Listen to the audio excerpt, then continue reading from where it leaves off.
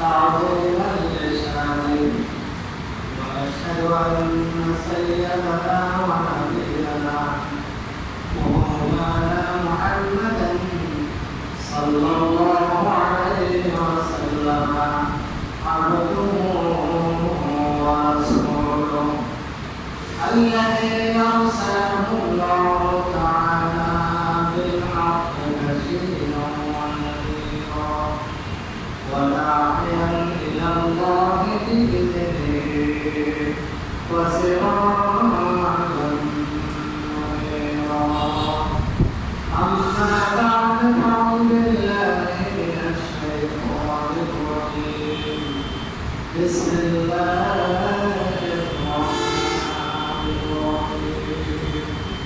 وأما بنعمة ربك فحدث صدق الله المولانا العظيم وقال جل شأنه في شأن حبيبه آمنا ومغفرا إن الله يصلون على النبي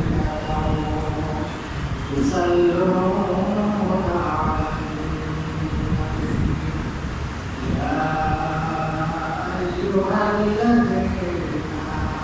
آمنوا صلوا عليه وسلموا تسليما اللهم صل على سيدنا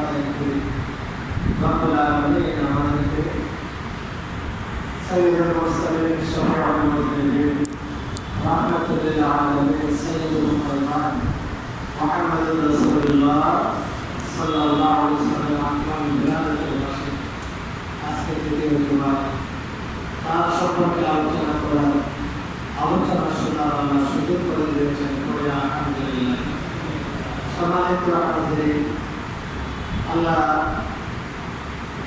রব্বুল আলামিন বলেন ওয়ামা বিনি'মাতি রাব্বিকা ফাহাদ্দিস যে তোমার প্রতি তোমার প্রভুর যে নিয়ামত রয়েছে সেই নিয়ামত সম্পর্কে তুমি আলোচনা করো আল্লাহ আমাদের উপরে যে নিয়ামত করেছেন দান করেছেন সেই নিয়ামত সমূহ আলোচনা করার জন্য আল্লাহ নিজেই আমাদেরকে নির্দেশ দিয়েছেন সুতরাং নিয়ামতের মধ্যে সবচেয়ে বড় নিয়ামত হচ্ছে জগৎবাসীর জন্য নবী মুহাম্মদ রাসূলুল্লাহ সাল্লাল্লাহু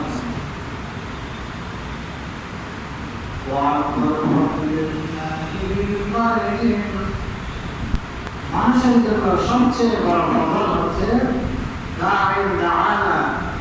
একজন আহ্বানকারী আমাদেরকে ইলাল্লাহ বিল হাকিম যে কোরআন দ্বারা তিনি আমাদেরকে হেদায়েতের দিকে আহ্বান করেছেন আল্লাহ নবী আমাদের জন্য সবচেয়ে বড় নিয়ামত আল্লাহ কোনো নিয়ামত দান করেছেন বলে আল্লাহ কোনো দেন নাই কিন্তু আল্লাহ নবী সম্পর্কে বলেছেন لقد من الله على المؤمنين إذ بعث فيهم رسولا আল্লাহ আমাদের জন্য বড় এহসাস করেছে যে আল্লাহ তাদের কাছে একজনকে তাদের মধ্যে থেকে রাসূল করে প্রেরণ করেছেন সুবহানাল্লাহ আল্লাহ বলেন আমি তোমাদের কাছে আমার রাসূলকে পাঠাবো এটা সবচেয়ে বড় আমার পক্ষ থেকে একটা বড় নিয়ামত এহসান।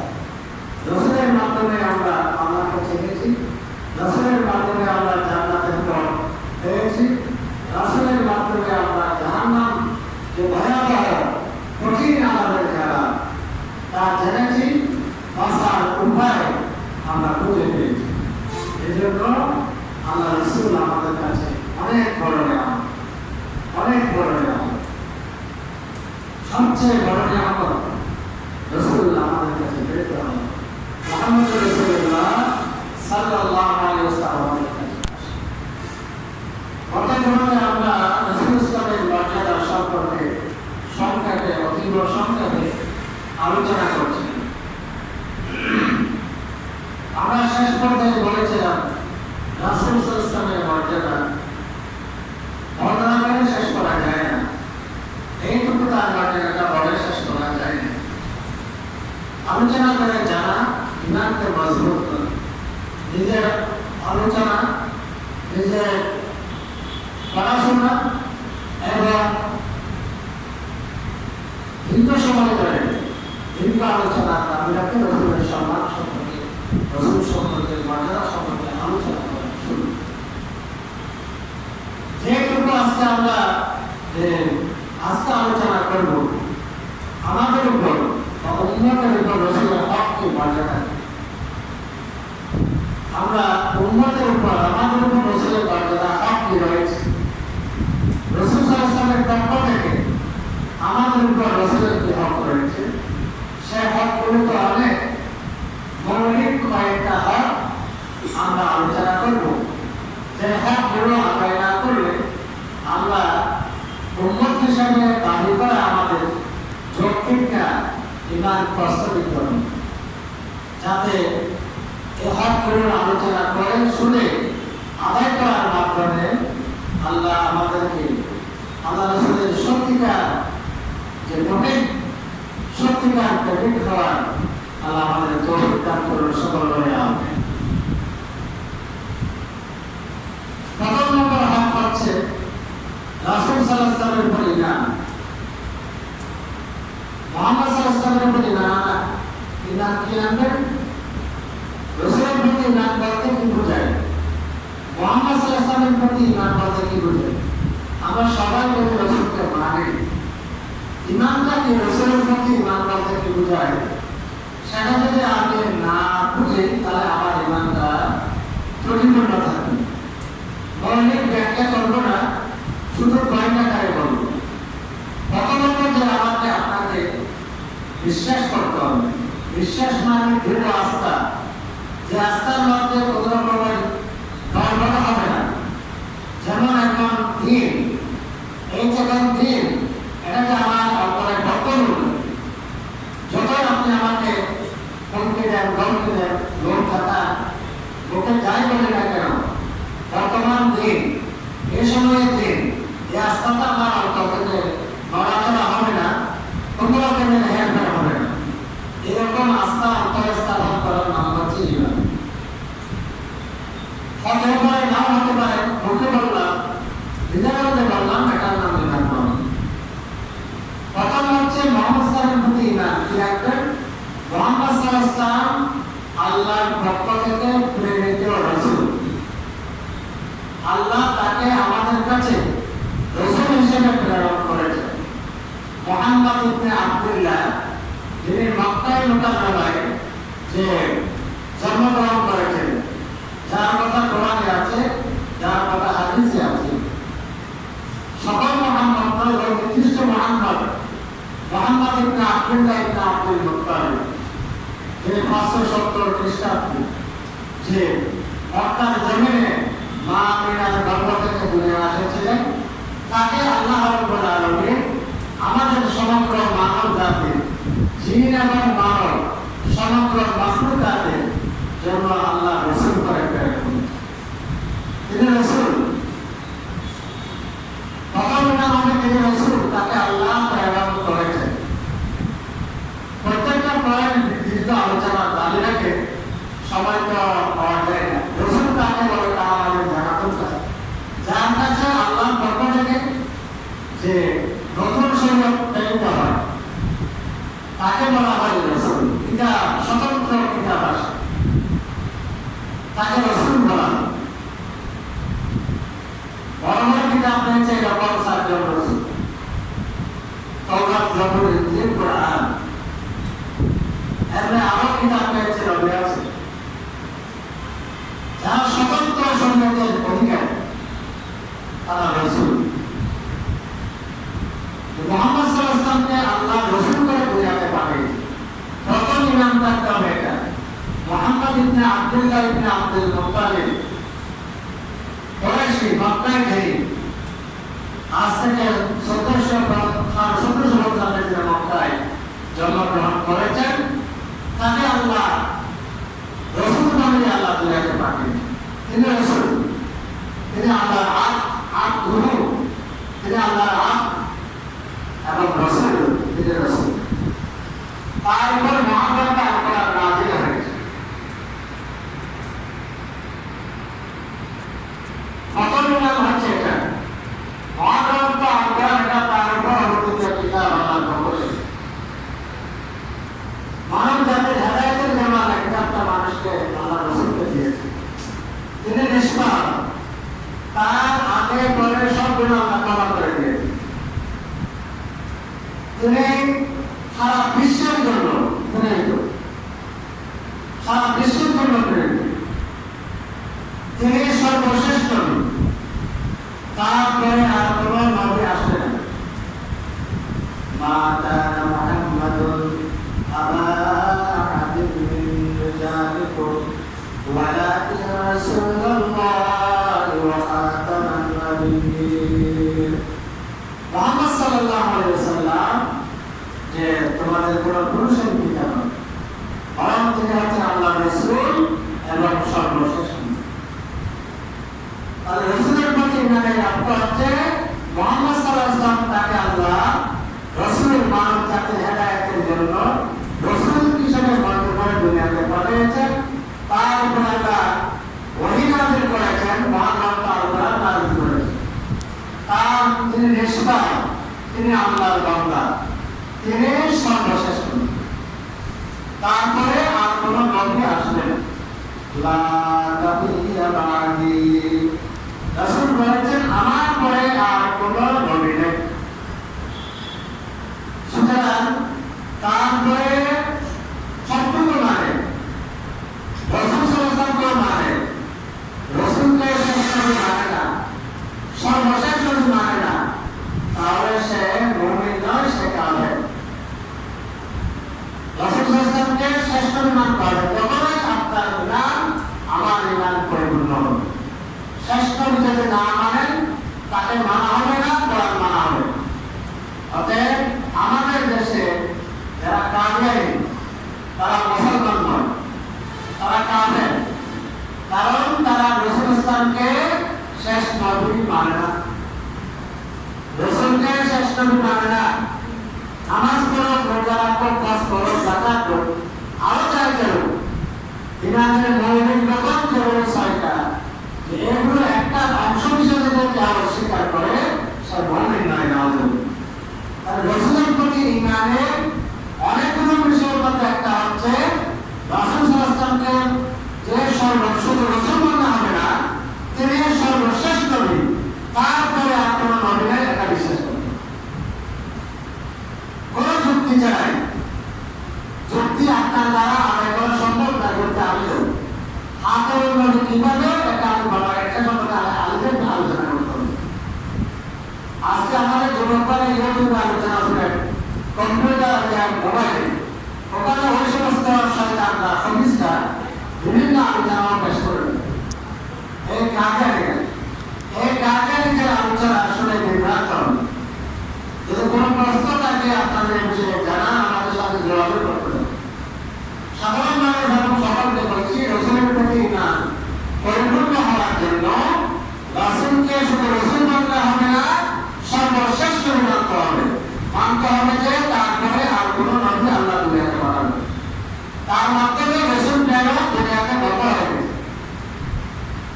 তাহলে এক নম্বর হক হলো যে রাসূলের পক্ষ থেকে আমাদের উপর যে আল্লাহ রাসূলকে ঈমান আনা, আর ঈমান রাসূলকে বিশ্বাস ইসলামের মৌলিক কয়েকটা বিষয়ের মধ্যে অন্যতম বিষয় হচ্ছে রসুলকে অনুষ্ঠানকে রসুল মানা, আদ্য মানা। তিনি মাহবুব নয়, তিনি ইবাদত করার যোগ্য নয়, তিনি ইবাদতের পদ্ধতি আমাদেরকে শিখিয়ে দিয়েছেন। কিভাবে আল্লাহকে পাবো তা শিখিয়ে দিয়েছেন। তিনি রসুল, আল্লাহ তার মাধ্যমে আমাদেরকে, তার মাধ্যমে ইসলামের মাধ্যমে আল্লাহকে কিভাবে পাবো, জান্নাত কিভাবে পাবো, বৃহত্তকে কিভাবে বাঁচবো, এই পথগুলো আল্লাহ কোরআন এবং রাসূলের মাধ্যমে আমাদেরকে জানেন। রাসূল ইসলাম কখনো বলেন না তোমরা আমার ইবাদত করো, তাহলে এজন্য তিনি হচ্ছে আব্দ। এরপরে তাকে শ্রেষ্ঠ মানতে হবে, শেষ রসুল মানতে হবে। তারপরে আর কোনো রসুল আসবে না, নবী আসবে না, কোনো যুক্তি নেই। এরপরে ইমান হচ্ছে তারপর ইমানের বিশুদ্ধ বর্ণনায় যা কিছু তার থেকে বর্ণিত হয়েছে তার থেকে বর্ণিত বর্ণে বিশ্বাস করতে হবে। রসুলকে বিশ্বাস করলেন বিশুদ্ধ বর্ণনায় যা বর্ণিত হয়েছে রসুল থেকে এসেছে বলে তা বিশ্বাস করলেন না, তাহলে তার প্রতি ইমানটা পরিপূর্ণ হলো না, ইমানটা হলো না। ইমানের দাবি হলো তাকে যখন বিশ্বাস করবেন তিনি যা বলেছেন বিশুদ্ধ বর্ণনায় প্রমাণ করা হচ্ছে সহি পাবে, তার তার কথা হিসাবে তার পরিণাম থাকবে, এটাই জানা উচিত।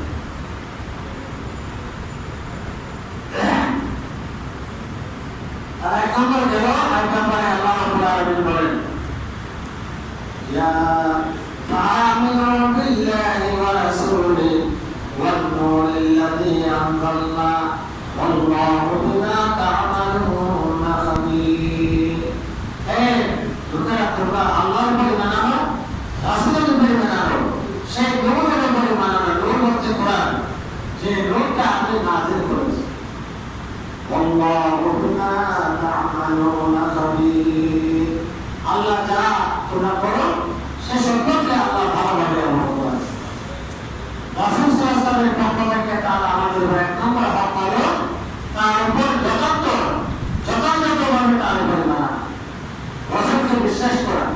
আর রসুলের প্রতি বিশ্বাস করতে কি বলতে আমরা তা বললাম যে তা সংক্ষেপে বলেছি। দুই নম্বর রসুলের পক্ষ থেকে হক, রসুলকে যখন আমরা বিশ্বাস করলাম, এখন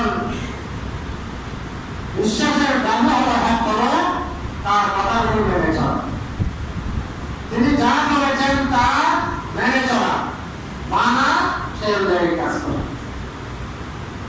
রাসূল সাল্লাল্লাহু আলাইহি পক্ষ থেকে আমাদের উপর উম্মতের উপর দুই নম্বর হক। আল্লাহু তাআলা মা আতাকুমুর রাসূল ফাখুযুহু ওয়া মা নাহাকুম আনহু ফান্তাহু।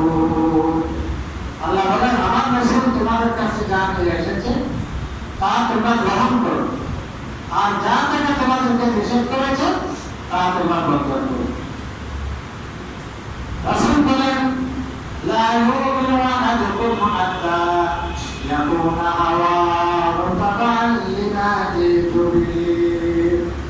রাসূল সাল্লাল্লাহু বলেন তোমরা ততক্ষণ পরিপূর্ণ ঈমানদার, কামেল ঈমানদার হতে পারবে না যতক্ষণ না আমি রাসূল মুহাম্মদ রাসূলুল্লাহ সাল্লাল্লাহু আলাইহি ওয়াসাল্লাম যা নিয়ে এসেছে আল্লাহর পক্ষ থেকে তা অনুযায়ী তোমার জীবন করো। এমনকি তোমার প্রকৃতিকে, তোমার হাওয়াকে, তোমার নফসকেও আমি যা বলেছি তার অনুবাদ যতক্ষণ করতে পারবে না ততক্ষণ তুমি কামেল ঈমানদার হতে পারবে। আমার নফসকেও রাসূলের কথা, রাসূলের কোরআন এবং হাদিসের অনুগামী করা ছাড়া কোন মানুষ কামেল মুমিন হবে না। তাই আমরা যে রাসূল এসেছে দুনিয়াতে, রাসূলের দুই নম্বর হক হলো রাসূলের কথা, কাজ, আদর্শ মেনে চলা। মসজিদে মানলাম, বাইরে মানলাম না, তাহলে তাকে রাসূলকে আদর্শ মানা হলো না। তারপরে পরিবারে মানলাম, সমাজে মানলাম না, রাসূলকে মানা হলো না। সমাজে মানলাম, রাষ্ট্রে মানলাম না, রাসূলকে মানা হলো। আল্লাহ রাসূলকে মানতে হবে জীবনের সকল ক্ষেত্রে, সকল পর্যায়ে। সকল অবস্থায়। لقد كان لكم في رسول الله أسوة حسنة لمن كان يرجو الله واليوم الآخر وذكر الله كثيرا। আল্লাহ বলেন সূরা আহজাব, এমনই তোমাদের জন্য আমার রাসূলের মধ্যে উত্তম আদর্শ রয়েছে।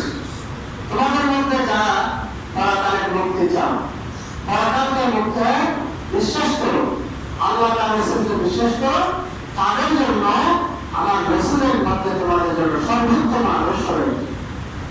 সুতরাং রাসূলকে মানতে হবে জীবনের সকল পর্যায়ে, সকল স্তরে, সর্বাবস্থায়। মসজিদে মানবো, বাইরে মানবো না, এটাকে রাসূলকে মানাবো। রাসূলের আদর্শ তো আমাদের জীবনের সকল পর্যায়ে রয়েছে। পারিবারিক জীবনে রয়েছে, সমাজ জীবনে রয়েছে, রাষ্ট্রীয় জীবনে রয়েছে। আল্লাহ রাসূল সাল্লাল্লাহু আলাইহি ওয়াসাল্লাম মদিনা নামক রাষ্ট্রের প্রধান ছিলেন মুহাম্মদুর রাসূলুল্লাহ সাল্লাল্লাহু আলাইহি ওয়াসাল্লাম। তিনি বিচার করেছেন, বিচারের ক্ষেত্রে তার আদর্শ মেনে চলতে হবে। তিনি সংসার করেছেন, সাংসারিক ক্ষেত্রে তার আদর্শ মেনে চলতে হবে। তিনি মসজিদে ইবাদত করেছেন, ইবাদতের ক্ষেত্রে তার আদর্শ মেনে চলতে হবে। আর উম্মতের উপর রাসূল সাল্লাল্লাহু আলাইহি ওয়াসাল্লামের দ্বিতীয় হক হলো রাসূল সাল্লাল্লাহু আলাইহি ওয়াসাল্লামের জীবনের সকল পর্যায়ে মেনে চলা, তার নাটক পর্যায়ে পড়ে যেসব কাজ করলে তিনি অসন্তুষ্ট হন, এইরকম কাজ থেকে বিরত থাকেন।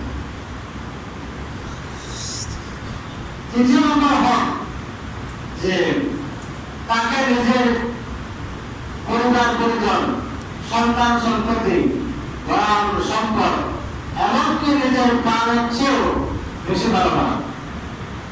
রাসূল সাল্লাল্লাহু আলাইহি ওয়াসাল্লামের পক্ষ থেকে উম্মতের উপর দ্বিতীয় হক হলো আল্লাহ রাসূলকে প্রাণের চেয়েও বেশি ভালোবাসে। قال النبي صلى الله عليه وسلم لا يؤمن أحدكم حتى أكون أحب إليه من والده وولده والناس أجمعين।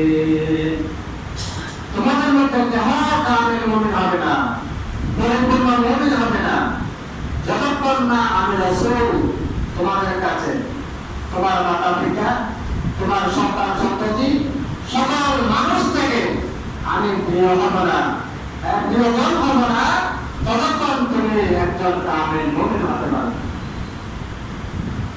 পরিপূর্ণ মুমিন হতে হলে রাসূল ইসলামের পক্ষ থেকে আমাদের উপর 3 নম্বর হক হলো রাসূল সাল্লাল্লাহু আলাইহি ওয়াসাল্লামকে প্রাণের চেয়েও বেশি ভালোবাসা। আমরা রমজান মাস আসলে রাসূলের ভালোবাসা দেখাই, হ্যাঁ আমরা মিছিল করি, মিটিং করি, মিলাদ করি, সব ঠিক আছে, এগুলো মুহাম্মদের পরিপ্রকাশ, এগুলো আমরা অস্বীকার করছি না। কিন্তু এখানে যদি আমরা রাসূলের মহব্বতকে সীমাবদ্ধ রাখি, তাহলে এটা রাসূলের মহব্বতের সত্যিকার দাবি আদায় হয় না। সত্যিকার মহব্বতের দাবি আদায় কিভাবে হয়? আমরা একে অপরকে ভালোবাসলে মহব্বত আছে কিনা যেভাবে পরীক্ষা নিরীক্ষা হয়, তখনই সেখানে রাসূলের ক্ষেত্রেও সেখানে পরীক্ষা নিরীক্ষা হবে। রাসূলের প্রতি, আমার প্রতি, আপনার প্রতি ভালোবাসা আছে, তখন কি হয়? আমার জন্য আপনি আমাকে কেন গালি দিলে আপনার মন খারাপ, ভারী বেজার হয়ে যায়। সামর্থ্য থাকলে আপনি প্রতিবাদ করেন, সামর্থ্য না থাকলে মনটা কারো করে দূরে সরে যায়। তারপরে আমার যদি মহব্বত থাকলে আমি যদি বলি, হ্যাঁ আব্দুল্লাহ তুমি এদিকে আসো, যেখানেই থাকেন না কেন আপনি সেখান থেকে চলে আসেন। তাহলে এইভাবে আমি যদি বলি আমার প্রতি মহব্বত আছে, আব্দুল্লাহ তুমি ওখানে এতটা টাকা দেওয়া মুখে, আমি তোমাকে বললাম দিলে বলা হয়, তুমি আপনি আর তখন দেরি করেন না, তার কথায় যার মহব্বত হবে তার কথায় টাকাগুলো বের করি। এভাবে দুনিয়াতে আমরা পরস্পরের মহব্বতটা আমরা প্রমাণ পাই। এর ব্যতিক্রম করলে তাকে যতই সুন্দর কাজ করো, কথা যতই সুন্দর হোক, তার মহব্বত আছে বলে, সে আমাকে ভালোবাসে বলে আমরা তা বিশ্বাস করি না, তাকে স্বীকৃতি দিই না। রাসূল সাল্লাল্লাহু আলাইহি ওয়াসাল্লামের ক্ষেত্রেও তাই।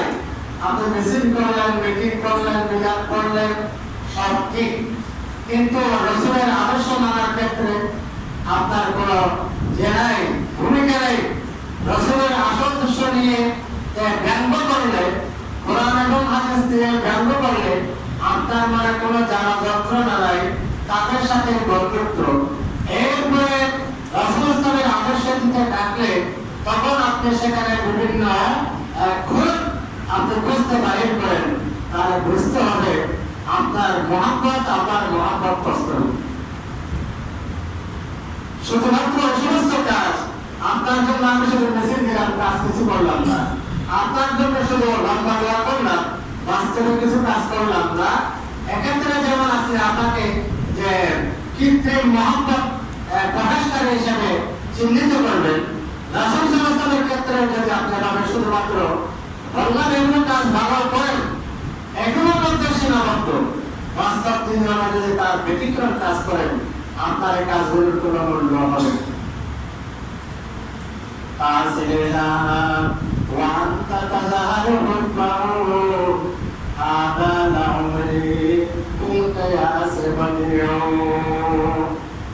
আল্লাহ নাফরমানি করো, রাসূলের নাফরমানি করো, আর মুখে মুহাব্বতের দাবি করো, এই একটা অভিনব কাজ, একটা আশ্চর্যজনক বিষয়।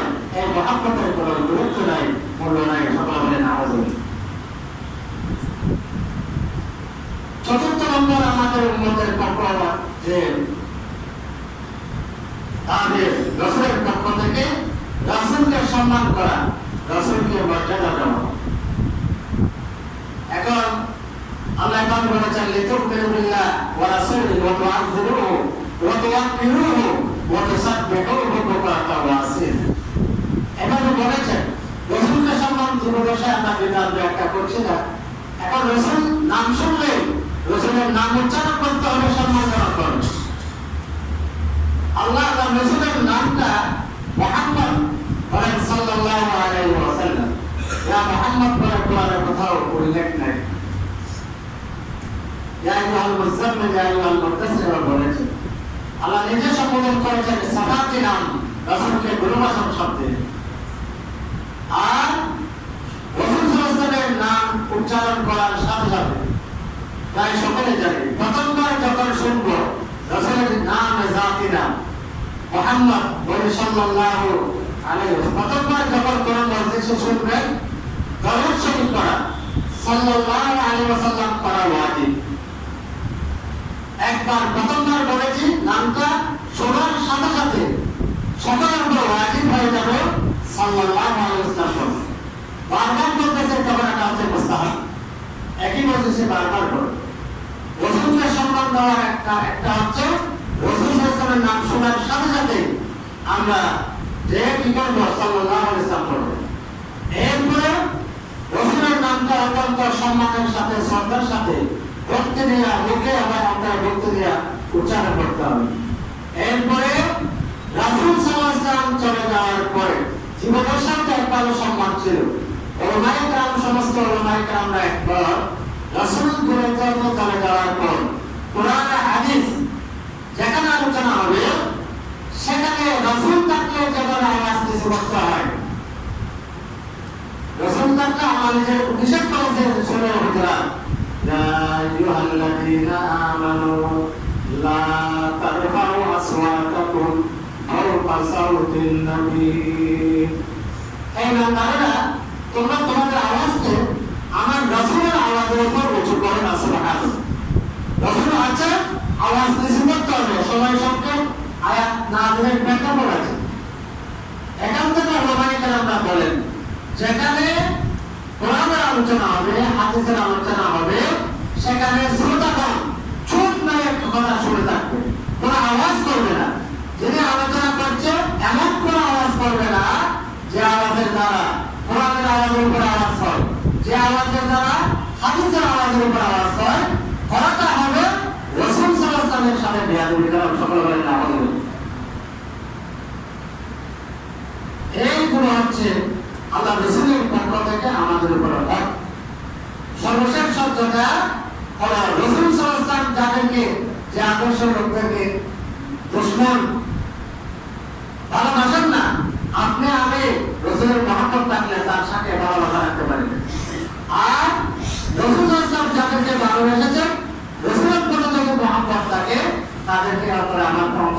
থাকতে হবে, ভালোবাসা থাকতে হবে। দুটা আয়াত আল্লাহ রাব্বুল আলামিন বলেন, লা তাজিদু কওমান ইউমিনুনা বিল্লাহি ওয়াল ইয়াউমিল আখির ইউআদ্দুনা মান হাদাল্লাহা ওয়া রাসূলাহু।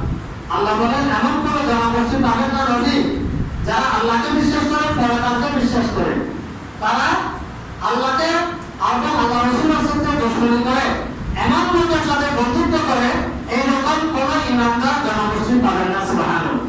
অর্থাৎ যাদের অন্তরে ইমান থাকবে, আল্লাহ রাসূলকে যারা দুশমনি করে, তাদের সাথে তাদের কোনো বন্ধুত্ব রাখতে পারে না। আয়াতের দাবি হচ্ছে আল্লাহ এরপর আরো ব্যাখ্যা করে বলছেন, ওয়ালাউ কানু আবাহুম আও আবনাউহুম আও ইখওয়ানুহুম আও আশীরাতুহুম উলাইকা কাতাবা ফী কুলুবিহিমুল ঈমান। সেই রাসূলের দুশমনেরা যদিও তাদের পিতা হয়, তাদের সন্তান হয়, তাদের ভাই হয়, তাদের প্রতিবেশী হয়, তারপরেও রাসূলের সাথে দুশমনি থাকার কারণে রাসূলের প্রেমিকরা তাদের সাথে কোনো রকম বন্ধুত্ব রাখবে না। সুবহানাল্লাহ। এই অনুভূতি যার মধ্যে থাকবে, আল্লাহ বলেন, উলাইকা কাতাবা ফী কুলুবিহিমুল ঈমান। এই গুণের অধিকারের মধ্যে অন্তরে ঈমান আছে। আল্লাহু আকবার। আল্লাহ ঈমানের সার্টিফিকেট দিচ্ছেন, এই মহান এই রকমের মধ্যে অন্তরে ঈমান আছে, এই রকমের অন্তরের মধ্যে অন্তরে যারা রাসূলের ভালোবাসা। তাই আসুন সংক্ষেপে আল্লাহ রাসূলের আখেরাতের পাশে আজকে আলোচনা করলাম রাসূলের পক্ষ থেকে উম্মতের উপর কি হক করে রয়েছে। মৌলিকভাবে 5টা হক আদায় করব আলোচনা করেছি। আল্লাহ রাব্বুল আলামিন আমি সহ আপনারা উপস্থিত সকলকে হকগুলো